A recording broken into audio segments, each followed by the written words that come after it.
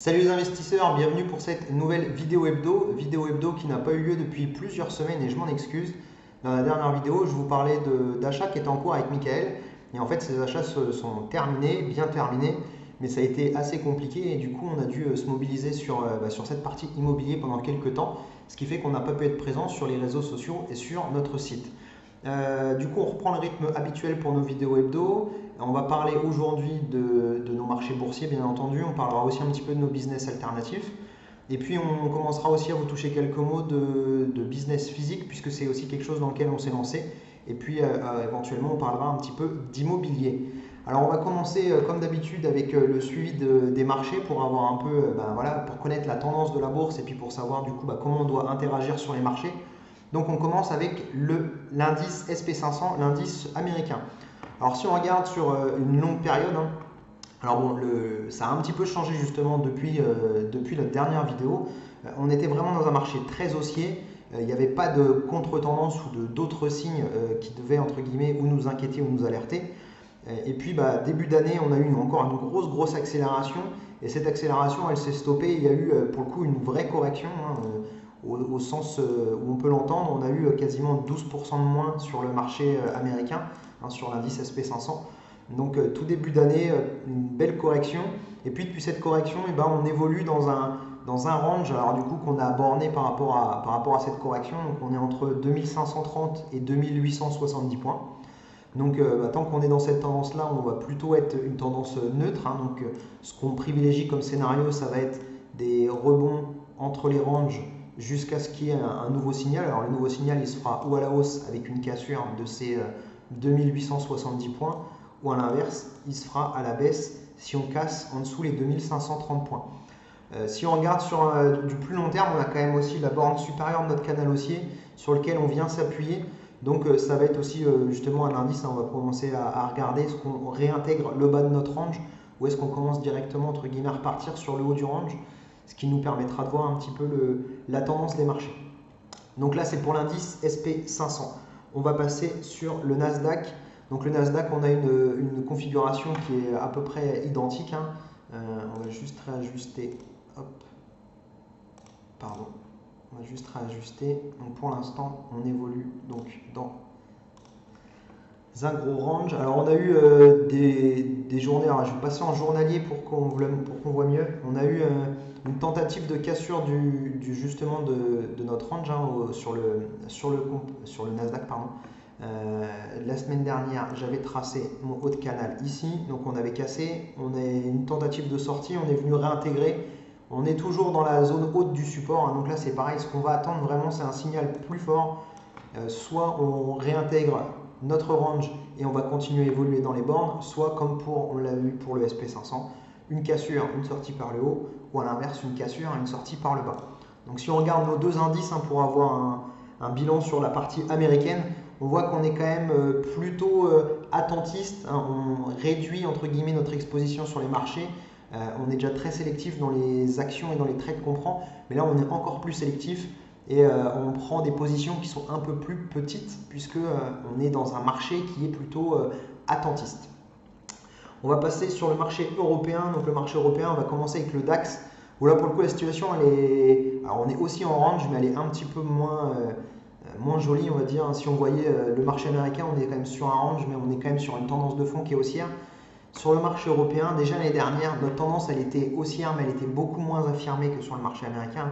Nous, on évolue dans un très gros range depuis mai 2017, donc depuis quasiment un an. Alors la tendance de fond, bien sûr, sur 2016-2017, elle reste assez haussière, mais les derniers mois sur le marché européen, ils sont beaucoup moins beaux.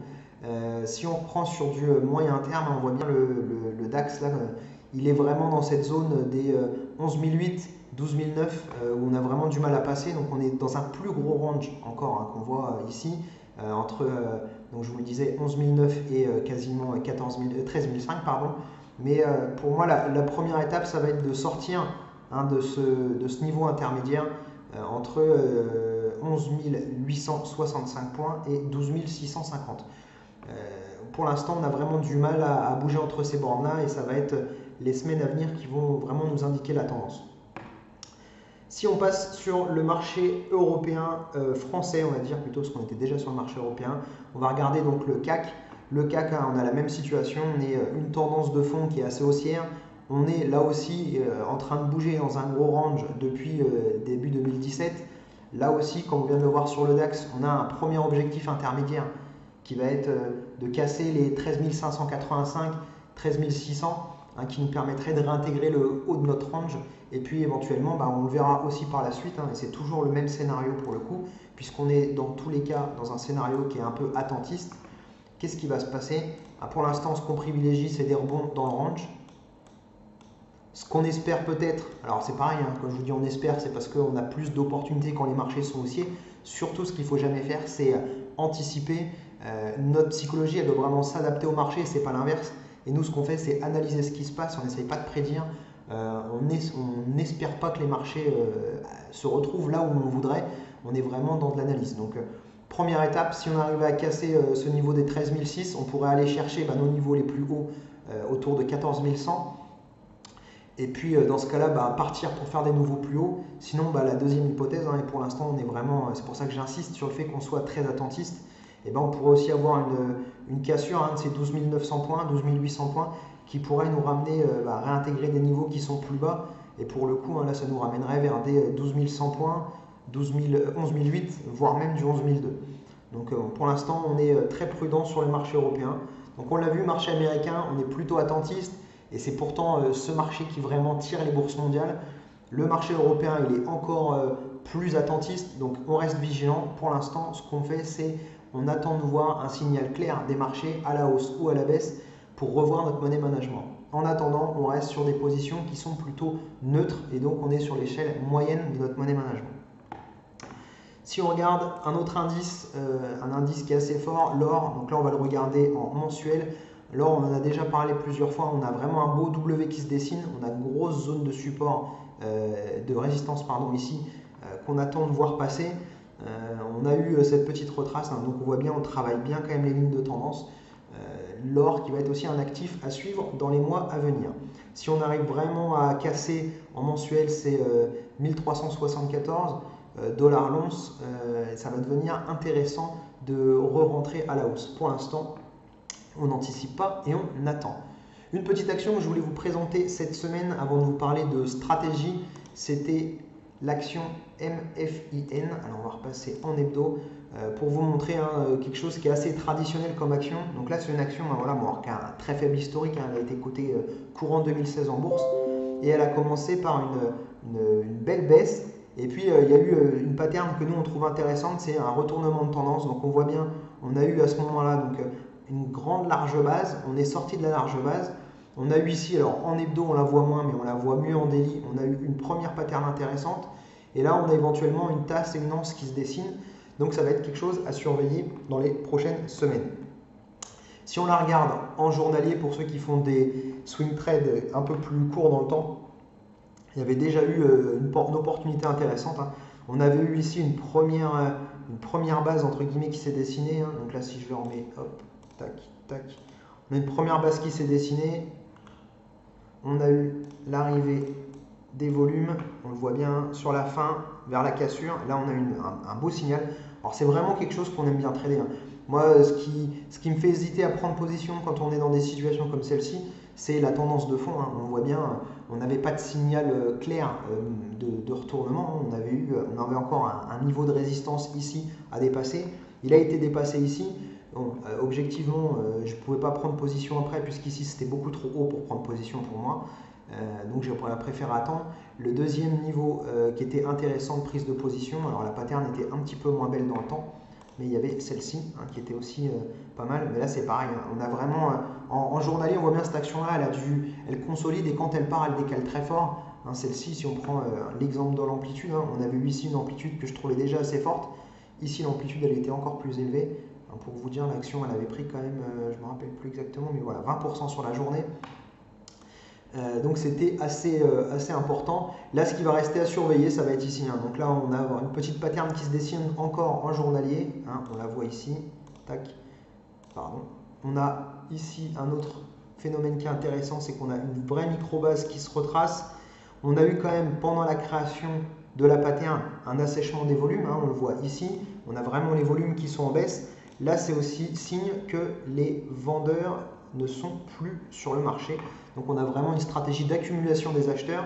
On a quand même aussi ici un breakout avec des volumes. Donc on a quelque chose d'assez intéressant sur MFIN. Il faudra qu'on surveille dans les prochaines semaines ce que ça a donné. Mais pour le coup, il y a une opportunité qui peut être intéressante sur cette action.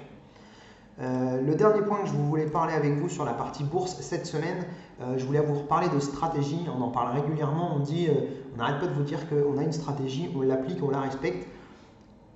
Ce que je voulais vous dire, c'était qu'en termes de psychologie, on a souvent tendance à se rappeler, c'est sûrement l'être humain qui est comme ça, mais de nos échecs. Dans le sens où on applique une stratégie et de temps en temps, notre stratégie, elle joue entre guillemets un peu contre nous.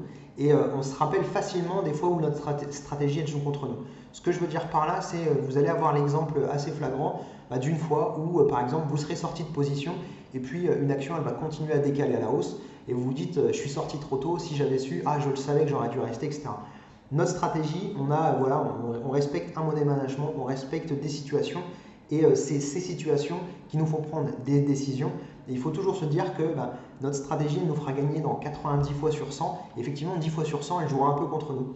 Ce que je voulais vraiment insister, c'est que il ne faut pas se focaliser sur les fois où la stratégie elle nous a proposé de sortir et où on aurait voulu ne pas le faire, puisque voilà, c'est humain. On va se rappeler que des fois où, entre guillemets, on n'a pas été exécuté comme on voudrait et on va très vite oublier les fois où notre situation et notre stratégie nous a vraiment, entre guillemets, sauvé la vie et surtout sauvé la vie de notre portefeuille.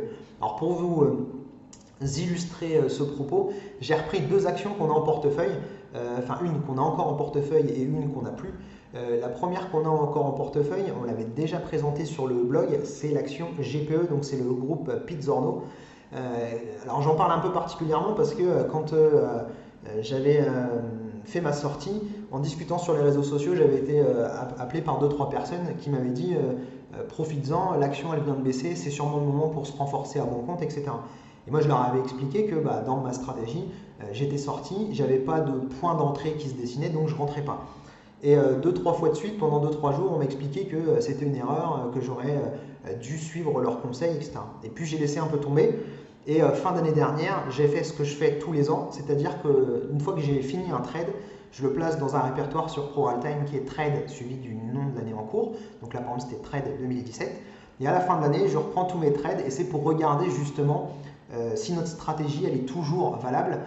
C'est-à-dire que là, je reprends l'historique des trades, j'ai mes points d'entrée, mes points de sortie et je vois comment ont évolué les actions après nos entrées et nos sorties. Et ce qui nous permet aussi il y a plusieurs intérêts à ça, c'est de s'assurer qu'on respecte toujours nos stratégies, de voir si notre stratégie elle a besoin d'évoluer et d'être adaptée. Et puis justement, si elle n'en a pas besoin, c'est aussi un moyen de nous rassurer et de nous dire voilà, on a un money management, on s'y tient, on a une stratégie, on s'y tient, et c'est ça qui nous fait gagner. Alors pour vous donner cet exemple-là, je vais vous présenter donc GPE donc, sur laquelle on était entré, voilà. Alors GPE, c'est un cas particulier, entre guillemets. On était entré en 2017, on en avait parlé sur le blog. Il y a eu une grosse explosion de l'action. Je vous le remets en journalier. Et voilà ce qui s'est passé pour nous. Donc on est entré sur GPE, on voit, vous revoyez le plan de trade. On avait notre pivot, on a eu la cassure du pivot, notre point d'entrée. On a eu on a eu notre R1.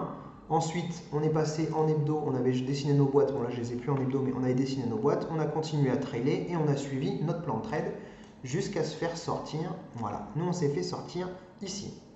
Donc on s'est fait sortir pendant la hausse, mais on s'est fait sortir avec un R10, c'est-à-dire qu'on a gagné 10 fois ce qu'on était prêt à perdre.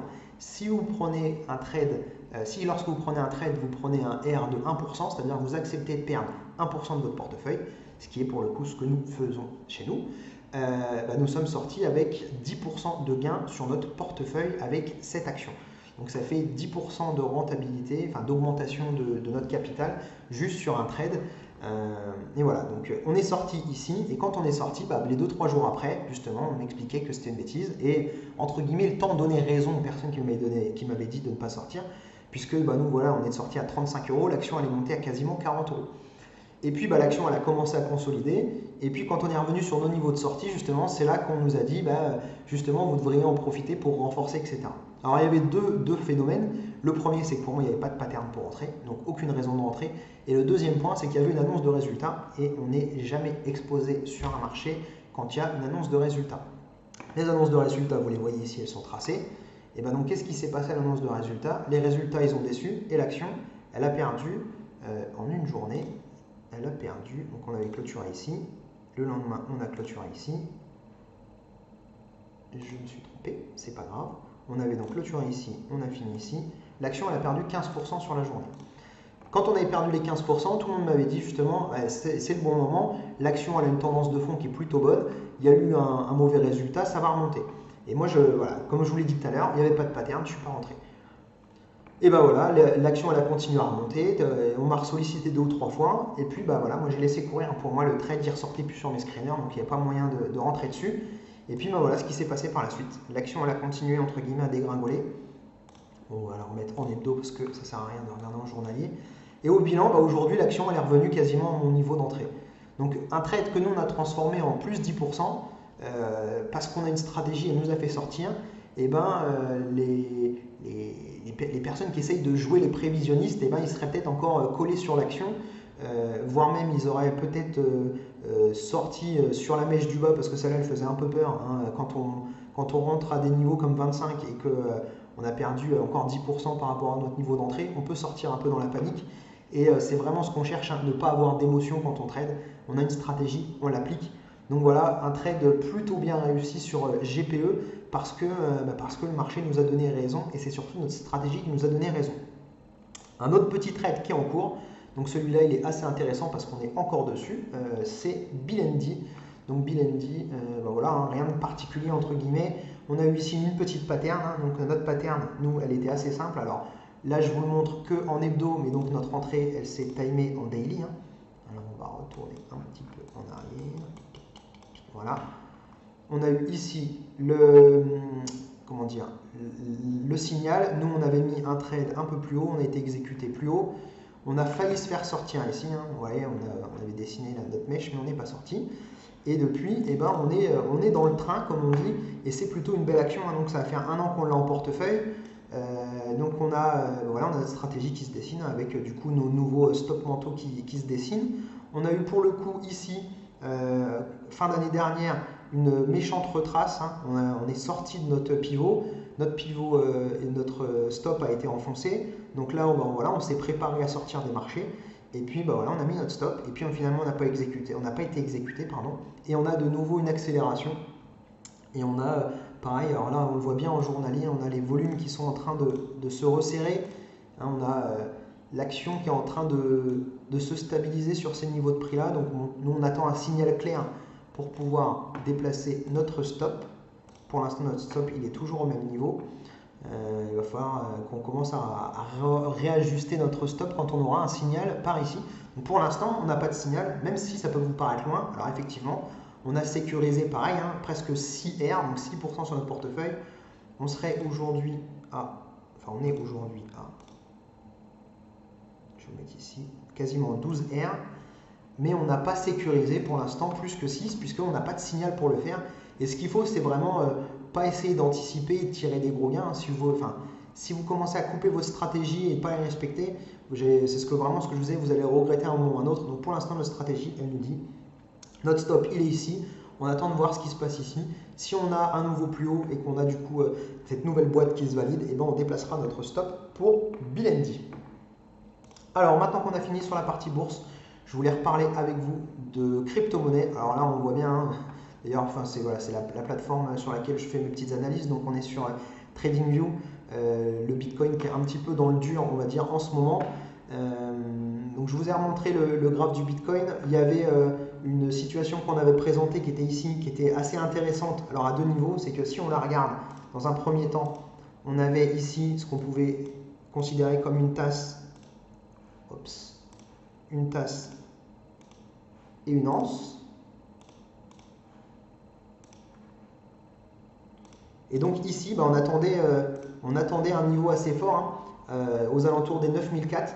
Pour moi, il y avait possible retournement de situation. Donc on attendait un signal fort, et le signal fort, je l'avais dit, hein, c'était une cassure du niveau des 9600 points pour moi. Moi, ce que j'attendais vraiment, c'était qu'on repasse au-dessus de la mèche ici. Hein, donc on attendait un signal fort du Bitcoin au-dessus des 9660, 9700 pour rentrer longue dessus. Et malheureusement, ça ne s'est pas passé. On est de nouveau redescendu. Alors pour le coup, la figure, elle a totalement changé de forme, puisque pour ceux qui font un petit peu de chartisme, on est passé d'une forme qui pouvait ressembler à une tasse et une anse à un double top, pardon. J'étais en train de tracer en même temps. Donc on voit bien double top, et depuis notre double top, et ben là on est en train d'enfoncer, d'enfoncer, d'enfoncer. On a toutes nos moyennes mobiles qui sont à la baisse.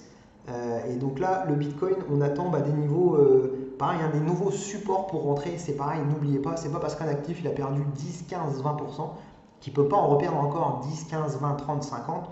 Le Bitcoin, pour ceux qui suivent l'historique, c'est un actif qui, pour le coup, a historiquement déjà explosé, entre guillemets, 3 fois. Ce qu'on appelle des bulles. On est sur la 4e bulle du Bitcoin. On est passé de, je vous le redis, mais 16 000 € en fin d'année à 6 000 €. On a presque divisé par 3 le prix du Bitcoin. Mais des chutes de 75, 80, 90% dans l'histoire du Bitcoin, il y en a déjà eu 3. On est sur la 4e. À chaque fois, il en est sorti plus fort. Alors, on est pareil, on n'est pas en train de dire acheter du Bitcoin puisque forcément ça va marcher. Ce qu'on est en train de dire, c'est qu'à l'inverse, on n'est pas en train de dire que le Bitcoin est mort non plus. Mais ce qu'il faut, comme pour tous les actifs, c'est choisir le bon moment pour entrer. Donc pour moi, Bitcoin, il y a les prochains niveaux à surveiller, les prochains niveaux d'entrée possibles. Alors c'est pareil, c'est un niveau d'entrée possible. Il faudra qu'on ait un signal fort de retournement pour qu'on puisse initier une nouvelle vente. On a autour des 5070 €. Ici, on a un pivot qu'on avait travaillé à un moment ici. On avait une belle mèche ici. Donc voilà, on a ce pivot-là qui a été plutôt bien travaillé. Si on descend plus bas, là pour le coup, ça va commencer à faire mal à ceux qui sont encore exposés. Le prochain niveau, il est aux alentours de 3800 €. Vous voyez, on avait ici toute la zone ici, on avait retravaillé ici. Et puis, si on casse encore les 3008, le niveau d'après, c'est le niveau inférieur, qui est un niveau pareil, qui a un niveau support depuis très longtemps, qui est à 2483 €. Alors 2480, 2500 €, bien entendu, c'est un support, c'est une zone. Donc là, qu'on avait travaillé pendant une bonne partie de l'année 2017. Quand on s'était extrait de cette ligne-là, on était venu le rechercher en septembre avant la folle accélération. Donc voilà, les 3 niveaux à suivre sur le Bitcoin, 5070 points, 3800 € pardon, et 2480 €. En attendant, on n'a pas du tout de signal d'entrée, donc mis à part des gens qui feraient de l'intraday ou vraiment un trading d'une façon très différente, je ne vois pas du tout de signal positif sur le Bitcoin pour le moment. On finit cette petite vidéo avec un petit rappel, Strategy for Business, notre blog que vous pouvez trouver sur Facebook, donc Facebook Strategy for Business, où vous retrouvez tous nos derniers articles. Donc pour rappel, on travaille sur 4 axes différents, on le verra sur le site juste après. Mais vous pouvez avoir en instantané, entre guillemets, les dernières infos sur notre page Facebook. Et vous retrouvez notre site, donc strategyforbusiness.fr, où là, pour le coup, on parle de tous nos axes de développement. Je vous le disais juste avant, on travaille sur 4 axes principaux. Donc l'immobilier, qui est celui qui est développé en particulier par Michael, puisque c'est lui, entre guillemets, qui m'a fait découvrir cet axe-là. La bourse, où là c'est l'inverse, c'est moi qui ai commencé la bourse et c'est ce que j'ai fait découvrir à Michael. On vous racontera dans une prochaine vidéo justement comment s'est créé ce partenariat avec Michael. Et puis les 2 autres business, c'est Internet. Alors Internet, on le retrouve sous diverses formes. Il y a la partie blogging, il y a tout ce qui peut être fait en business sur Internet. Donc nous, on va retrouver le minage de crypto-monnaies, par exemple, et puis d'autres choses comme ça. Et puis un dernier axe qu'on doit rajouter sur le site, puisque ça y est, on s'est enfin lancé, c'est le business physique. Puisqu'on a acheté un magasin l'année dernière avec Michael, on n'en a pas encore parlé, on attend de faire l'article pour vous en parler un peu plus en détail. Voilà, donc on a acheté un premier magasin, on a une personne qui s'en occupe et c'est un magasin qui tous les ans va nous rapporter une rente complémentaire sans qu'on s'en occupe, donc c'est-à-dire un nouveau business passif pour nous. Donc voilà, si vous voulez des informations, si vous avez des questions, vous n'hésitez pas, vous pouvez aller sur Strategy for Business, que ce soit le blog, que ce soit notre Facebook, vous pouvez prendre contact avec nous, n'hésitez pas. Et puis bah voilà les investisseurs, on se retrouve la semaine prochaine pour une nouvelle vidéo hebdo. En attendant, bons achats et surtout n'oubliez pas, arrêtez de suivre ceux qui ne font jamais rien et qui vous expliquent pourquoi vous devriez faire pareil. A plus, salut les investisseurs.